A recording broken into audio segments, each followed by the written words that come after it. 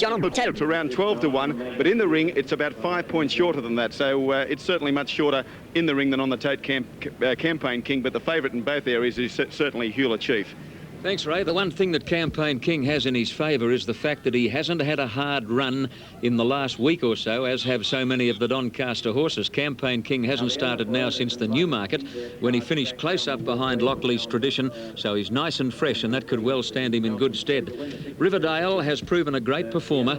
In fact, he'll run again in the Gosford Cup to be held next Wednesday. There's no city racing this week. It's Gosford Tuesday, Wednesday, and the $50,000 Gosford Cup will see a great field. Riverdale will be amongst them, and he'll be attempting to win his second consecutive Gosford Cup. He's trained on that track naturally.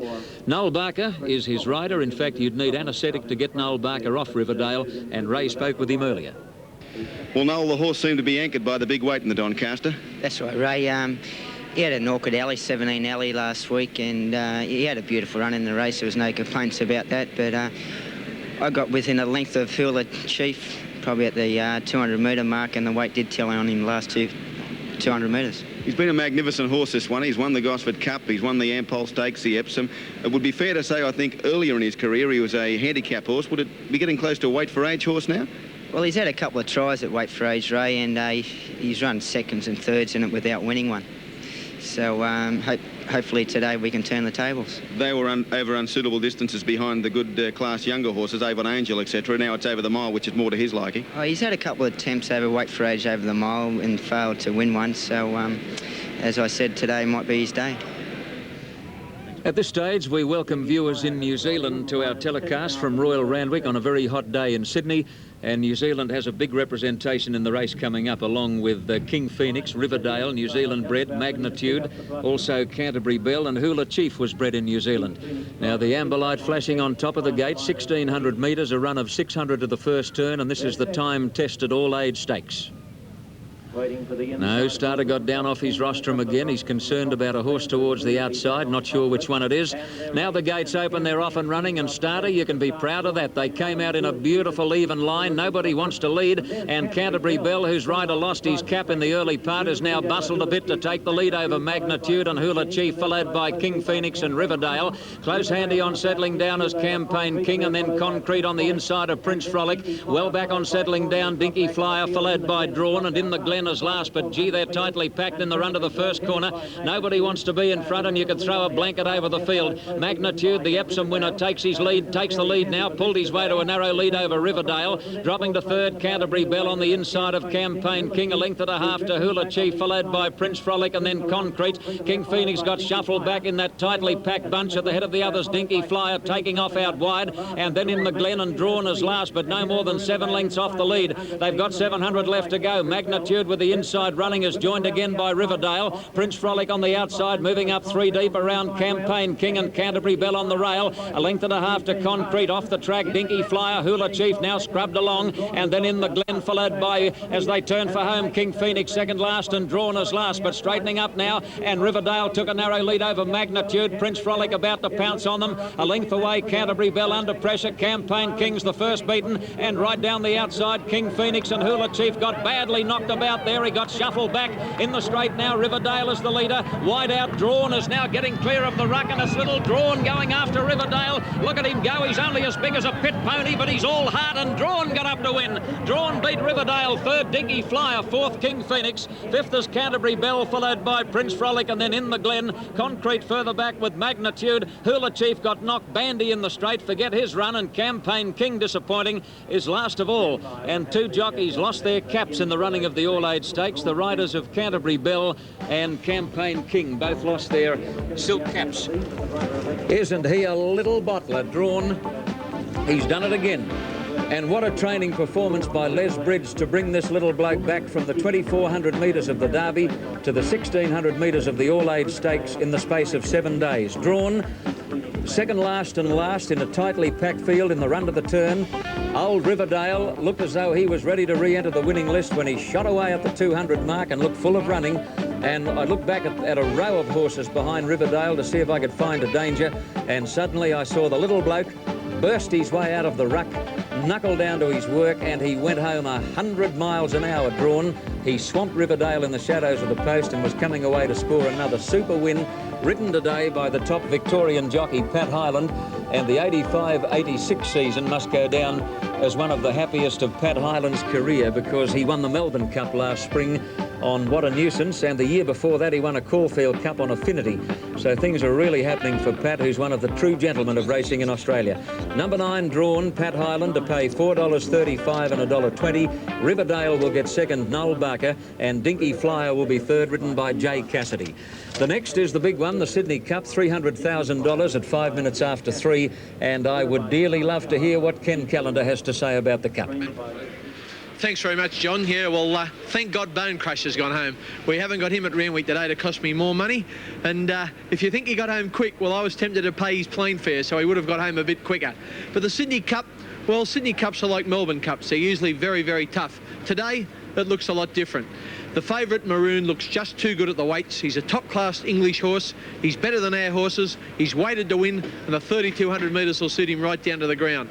He's very short odds. He's going to cost you plenty of money to win plenty of money, but I think you'll get the cash. If you're going to take a Quinella, throw in Bart Cummings' 3-year-old, Kemmer Cruise. I think he'll run well. Well, the All-Age Stakes is all over, and Drawn has added to his already illustrious record. Today, his 19th start, his 6th win. I think he had about $300,000 in kitty before today, and Mikey's picked up another $85,000. So good things certainly come in little bundles. He's a terrier, isn't he? And I was just saying to Ian before the race what great value he was, if only. I mean, I can't believe that. 9 or 10 to 1 for that little fella. Yeah, if only you could get out of that chair and put some money on. I was just watching the close-up of his face. You know how they talk about some sportsmen want to win and others don't? He had that look of, I want to win on his face. Well, he's a trier. He's a real goer, little John. Don't go away. We'll be back in a moment to bring you up to date with all that's happening right here on Wide World of Sports.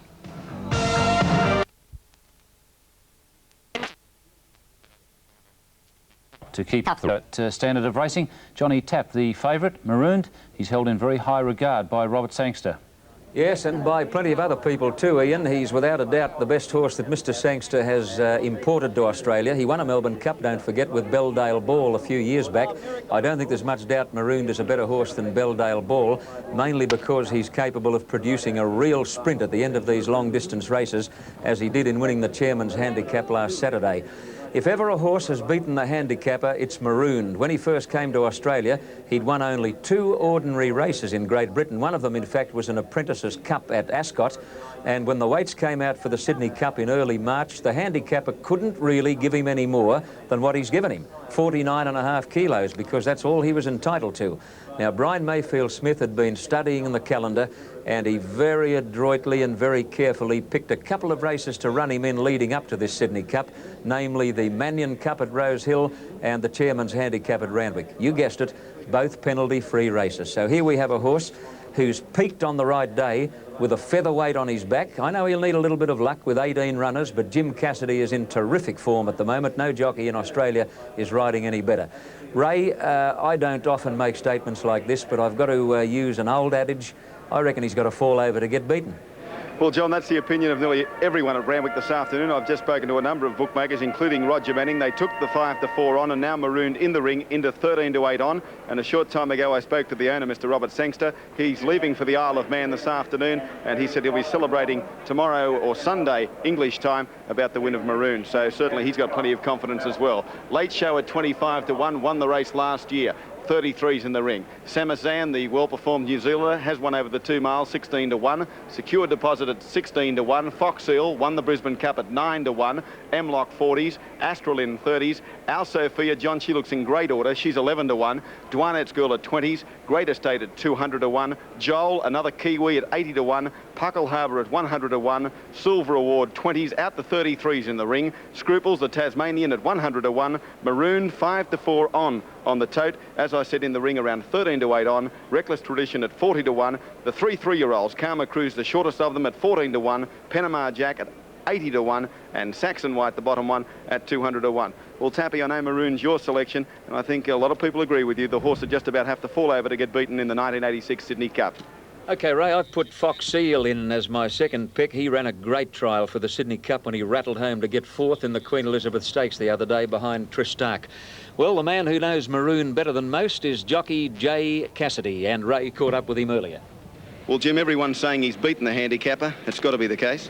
Yeah, he's thrown into the race, Ray. He's, you know, his form leading up to the Cup has been outstanding, and, you know, he's in with a featherweight.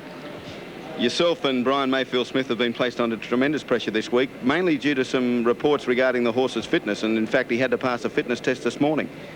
Well, it's a thing that sort of hasn't really worried me, Ray. I've had more on my plate than worry about whether the horse is sore or not. I know he hasn't been sore at all. You know, he come through a fitness test good as gold this morning. I never had any worries about it this morning, and you know, whether he wins the Cup or not, he'll go around 100% fit. Brian said on a radio interview this morning that his only major concern was the fact that the horse got a good run in transit from barrier 4. You don't look to have any problems in that regard. Well, that's the only thing, Ray. I think, to me, it's the only thing that could probably beat him in the race is bad luck in the running, but he's probably going to race in the first 7 or 8, so you're sort of halfway out of trouble racing in the first half dozen anyway. The pattern of racing on Oaks Day was horses coming down the outside. That's part of the track seemed to be much better. Will you be having a look in the first couple of races today to see exactly where the surface is better? Yeah, I'll have a good of a scout round early on. I've got a couple about 4 rides before the Cup, so I'll get a good line on the track leading up to the race.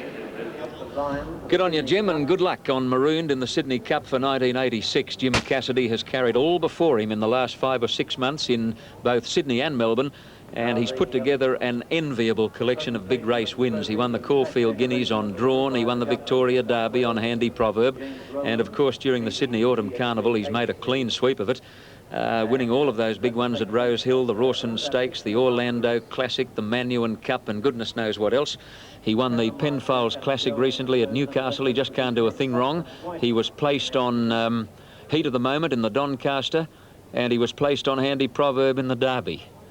So if Maroon can win the Sydney Cup, it'll round off a colossal and freakish winning sequence being enjoyed by this young expatriate New Zealander, who at 23 years of age is one of the most gifted jockeys we've seen in a long, long time.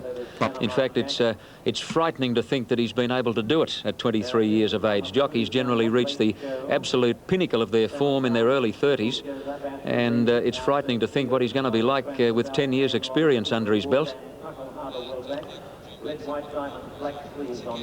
Amlock, Samasan and Astralin all race in rather similar colours, and 3 sets of colours that you've just got to be a little bit careful with in running. Again, we say good afternoon and a big welcome to viewers in New Zealand who have a huge representation in the Sydney Cup. New Zealand bred horses include Samasan, Secured Deposit, and Kiwi viewers, I can tell you that no horse is feeling better on the day than Secured Deposit, who pig-rooted a dozen times in the enclosure before coming onto the track. Fox Seal is a New Zealand bred, so is Amlock, so is Astralin, so is our Sophia. Dwanet's Girl, Great Estate, and on and on and on. Joel, Puckle Harbour. In fact, it's good to see an Aussie. Silver Award, Scruples, a Tasmanian. In the Sydney Cup last year, we had the amazing situation where there was only one Australian-bred horse in the field, and it turned out to be the winner, Late Show. All set. 2 miles, off and running in the Sydney Cup of 86, and Puckle Harbour towards the outside, won the start, beginning smartly, Late Show, and getting into a good spot, the little mare, Dwanet's Girl, followed by Secured Deposit, Karma Cruise, and then Saxon White. Marooned is right behind the leading pack on settling down, and Joel is getting up along the inside of Amlock, followed by our Sophia, dropping back a little now, and then the Tasmanian Scruples, followed by Fox Seal, Reckless Tradition. Late Show, after beginning well, is allowed to drift back to be in front of about 4 horses, and they include Samasan, Silver Award, Panama Jack, and Astralin as last as the Cup field comes around the turn the first time, where the pace is very slow, and it's Dwanet's Girl in front, Secured Deposit second, running third, Great Estate on the inside of Saxon White, Joel on the rail, Marooned in the centre, out 3 deep as Puckle Harbour, on the fence our Sophia on the inside of Amlock as they head down the home stretch the first time, Karma Cruise on the outside of Scruples, a length and a half to Fox Seal on the outside of Reckless Tradition, a length and a half to Late Show on the outside of Sam Samasan, and then Silver Award and Panama Jack, and last of all is Astralin as they greet the judge with a lap of the track to go. About 2,200 metres out in the Cup, and Dwanet's Girl led. 2 on Secured Deposit, a length and a half to Great Estate, followed by Saxon White, Joel, 3 deep Puckle Harbour, marooned in a beautiful spot, running about 7th. 1 horse off the rail on the outside of Our Sophia, a length and a half to Amlock, followed by Karma Cruise, and then Scruples and Silver Award, Fox Seal, Reckless Tradition, Late Show. Well back in the field, Astralin starting to make up a little ground, followed by Samasan, and last of all the 3-year-old Panama Jack. 1,800 to go in the Sydney Cup, and Dwanet's Girl led about 2 lengths on Secured Deposit. A length away, Saxon White. There goes the grey. Silver Award taking off with a lightning move on the outside. Puckle Harbour behind those, followed closely by Great Estate, marooned only 5 lengths off the lead, and then Joel, followed by Amlock and Our Sophia coming away from the rail now. 2 lengths away to Karma Cruise on the inside of Scruples, followed by Fox Seal, Late Show, Reckless Tradition, Astralin, and then Samasan, and back at the tail of the field, Panama Jack. 1,400 out in the back straight.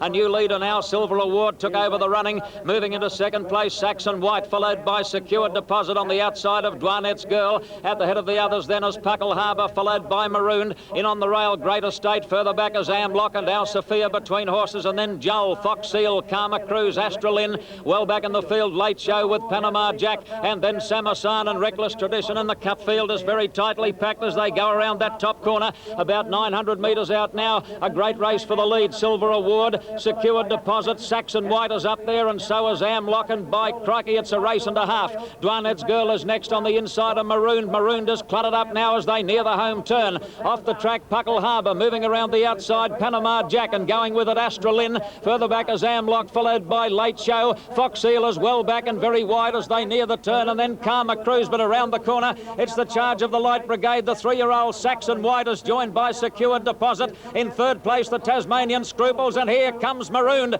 Marooned on the outside with that big white blaze has charged up, and Maroon has raced to the lead, coming to the 200 mark. Maroon shot away, getting into second place. Wide out now is Amlock, and Our Sophia battling on with Fox Seal, but it's all Maroon. There's a fall. Amlock fell in the straight. Amlock fell. Maroon is clear. Our Sophia and Fox Seal won't pick him up, and Maroon wins the Cup. Maroon first, Our Sophia second, third Fox Seal, then Reckless Tradition, followed by Samasan, Secured Deposit, Dwanet's Girl, further back Joel, Late Show, and then Astralin, followed by Puckle Harbour, Silver Award, Karma Cruise, Scruples, who gave a yell in the straight. Saxon White ran a great race at 1,000 to 1. Karma Cruise well back, and then Panama Jack, and Great Estate is one of the last to finish in the Sydney Cup of 86, and in a sensation, 120 metres from home, Amlock crashed heavily to the turf,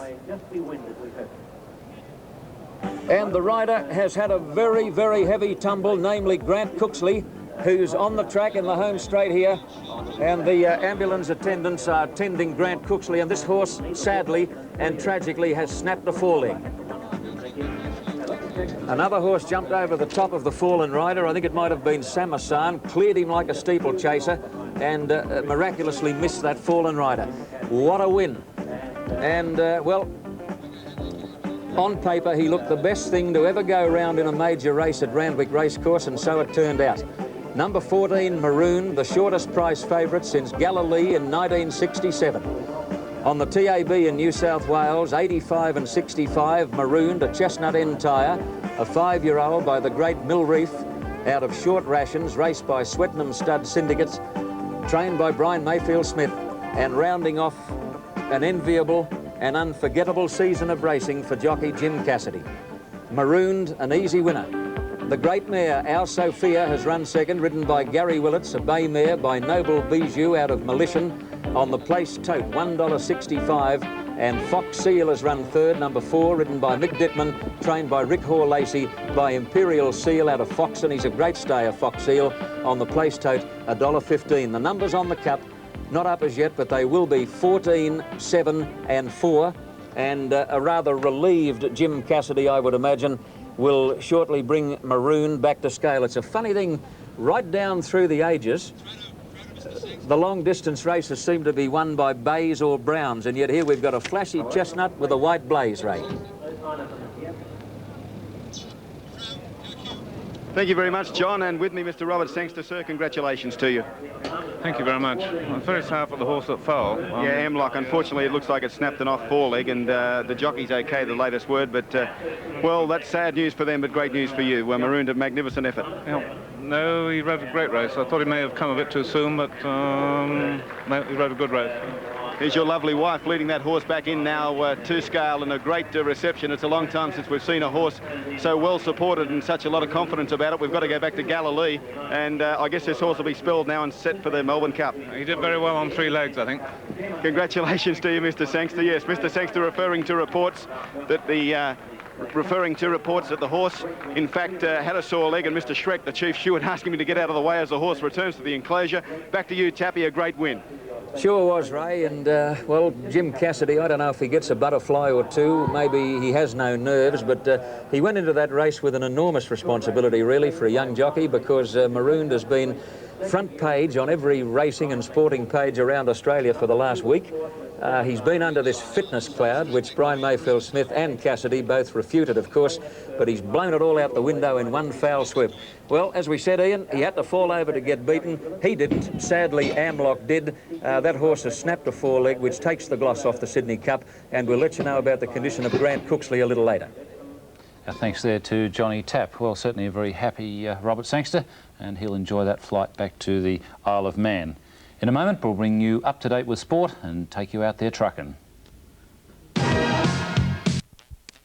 Hallmark Stakes over 1,200 metres. Johnny Tapp, a dash for the cash. Sure is, Ian. A field of only 4. Disappointing on paper, but it'll be a pretty good contest nevertheless.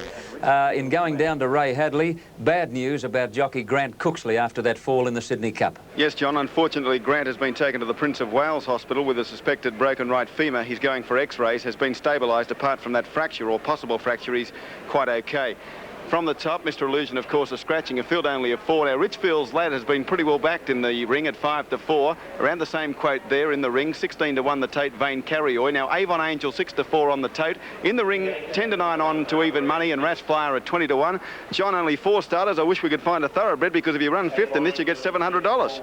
Unbelievable, and it certainly makes you think that something must have gone amiss with these 2 scratchings, Mr. Illusion and Palomino Star. From a final acceptance of only 6, you'd think trainers would be keen to run, if for nothing else than the 5th prize money. So maybe something's amiss with them. Richfield's Lad goes up 2.5 kilos in weight for having won the Galaxy in great style here the other day, beating Mr. Illusion. Avon Angel failed in the Doncaster. She just really doesn't handle the 1,600 metres at Randwick, and she's much better suited here. Tactics could play an important part, although I wouldn't be at all surprised if Mal Johnston allows Avon Angel to go straight to the lead.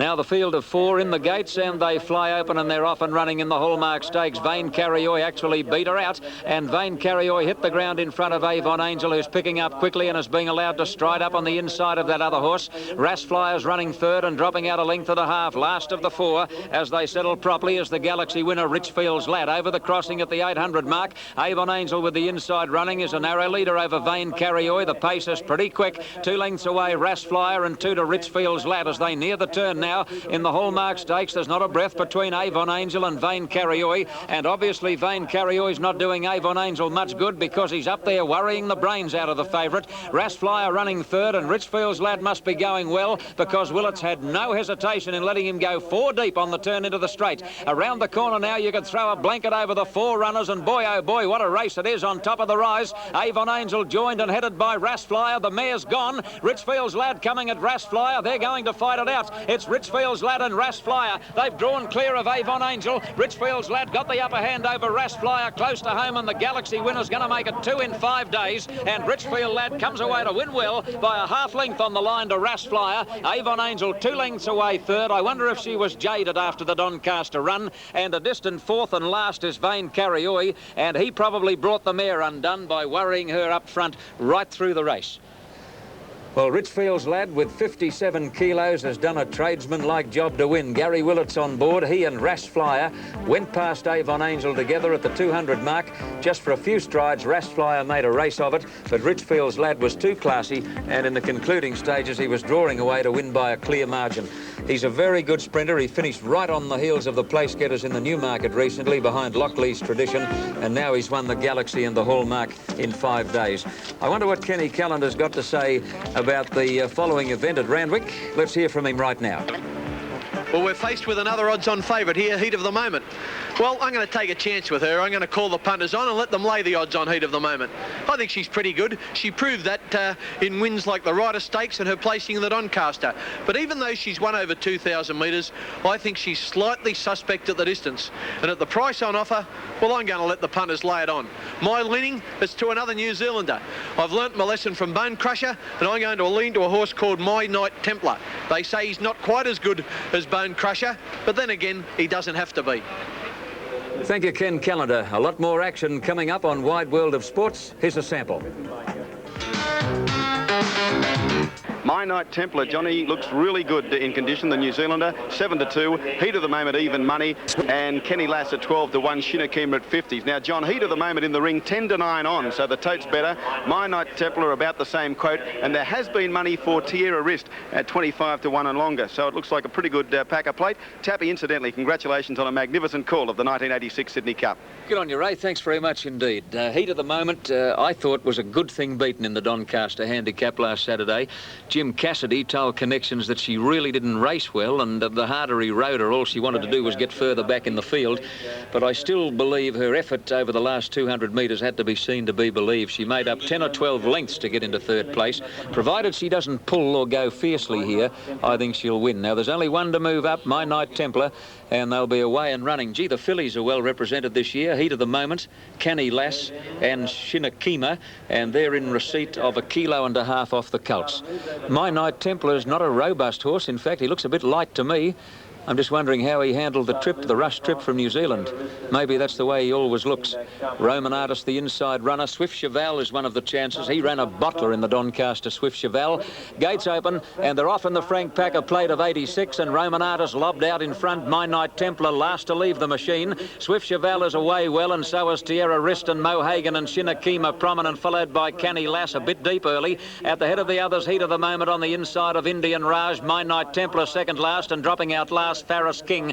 Roman Artist put on a bit of speed going to the crossing at the 1600 to lead by 2 lengths on Mohagan. A length away, Tierra Wrist, 1.5 lengths, Canny Lass, 1 length, Swift Cheval. Indian Raj pulling a bit, and Cassidy allowing him to stride up on the outside, followed by Shinakima. The NZ of My Knight Templar 3 deep at the moment. Well back, Whiskey Kingdom. Heat of the Moment on the outside, and 2 lengths away. Last is Farris King as they head down the back straight away. And the leader, Roman Artist, about 3 on Mohagan, joined on the outside by Indian Raj, who now goes to a clear-cut second. 1.5 lengths to Shinakima, and close handy then over on the rails is Tierra Wrist, and further back in the field came My Knight Templar, and then Swift Cheval, and a good way back in the field, Heat of the Moment with Whiskey Kingdom, and Farris King is last of all. The pace quickened appreciably as they make their way to the 1,000 metres turn, and Roman Artist led. Indian Raj second, running third Mohagan, fourth Canny Lass, fifth is Tierra Wrist, and then Shinakima. 1 length away, My Knight Templar being niggled a bit over the 800 crossing. Heat of the Moment being ridden with plenty of patience by Beedman. On the rail, Swift Cheval, and then Farris King and Whiskey Kingdom dropped out last as they raced to the 700 mark, nearing the corner.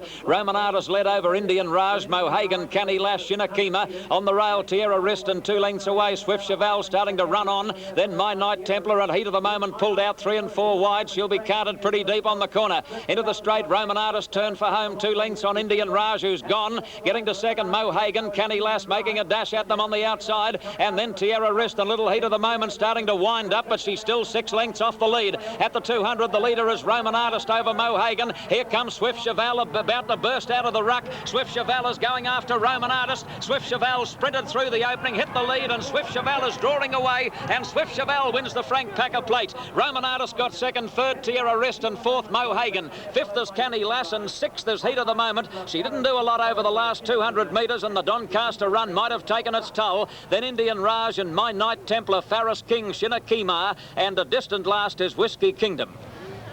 The winner, Swift Cheval, running right up to his enormous effort in the Doncaster when he finished hard on the heels of the place getters. Swift Cheval